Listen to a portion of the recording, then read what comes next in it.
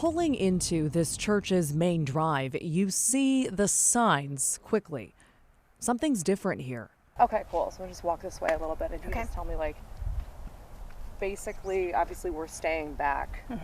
We were asked to film what makes this place different from the tree line.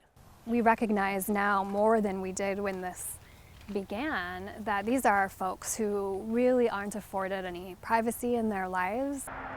Privacy that a Corvallis church with a wooded property is bent on giving them. When Jesus shows up on your front door, you take care of Jesus. This past summer, Jesus showed up at the First Congregational United Church of Christ in the form of nearly 24 homeless people. They'd been camping illegally on the private wooded property next door, and for years, deputies had issued trespassing citations.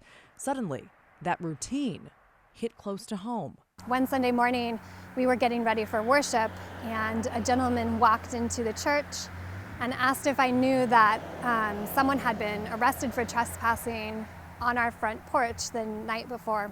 Authorities haven't confirmed that specific citation. Reverend Jen Butler says she asked deputies not to do it again, and word spread fast. Within 24 hours of having taped off our property line for law enforcement, we had 23 people seeking a safe sleeping space on our property. Butler says congregates were overwhelmed but resolved. They dubbed it Safe Camp. So it was clear to them right from the beginning that there was no question about our obligation.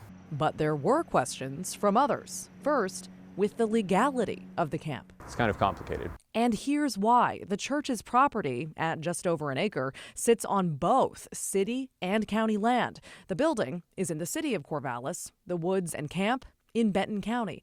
Zoning-wise, this left officials scratching their heads. One potential way for the church to get approval for this is to obtain conditional use approval to establish church activities on the vacant parcel that's in the county zoning. It's also created a headache for law enforcement trying to police a camp on county property run by a church with a city address. I'd say cyclic is probably the best way to describe it. The undersheriff telling me via phone. So you try to negotiate the different jurisdictions, the different issues, and going there it's a mess sometimes. A mess with seemingly no remedy until this summer, when lawmakers delivered a logistical saving grace. House Bill 2916, passed by the 2019 legislature, modified the state statute that already allowed some form of transitional housing. It greatly expanded the potential for local jurisdictions to enact such housing authorizations. In other words, the bill now gives city and county governments in Oregon the power to authorize homeless camps within urban growth boundaries, dubbing tents, tarps, or even yurts transitional housing for the homeless. It gives people here a clear path forward, making the county's job easier. There's been a path of discovery. Giving the church hope. It has provided us this opportunity to explore solutions. But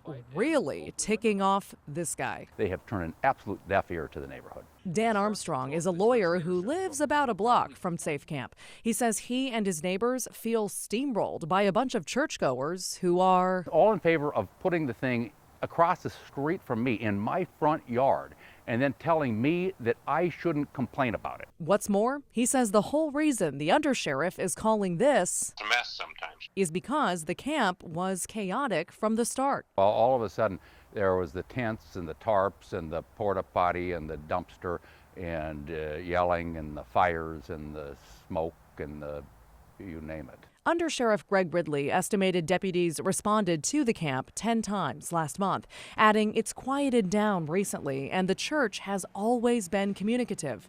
Armstrong, though, isn't pleased, and he was blunt. If it stays there, we're going to have to bring a lawsuit. For now, a total of 14 people feel safe in Safe Camp. We were invited into the communal kitchen to meet one. Jerry Brown tells me he's on parole after failing to pay child support in his home state of Kentucky, and he can't work thanks to bad knees, a bad hip, and other injuries. The 51-year-old lives off of disability and for a long time camped illegally in the woods next door. It's legal. We can be here. You know, we at least had a chance to survive. Over there, they're just going to run us to take our stuff. How good's that? He hopes all the concerns plaguing Safe Camp and the church running it can be resolved. So does Reverend Butler, who notes 7 of the original 20-plus campers have already transitioned into permanent housing. She credits the stability this place provides and says the church isn't backing down. The forest has always housed people. The difference is now they're seen. And when you bring something into the light, it can either create more fear or alleviate fears. And I think both of those things have been true.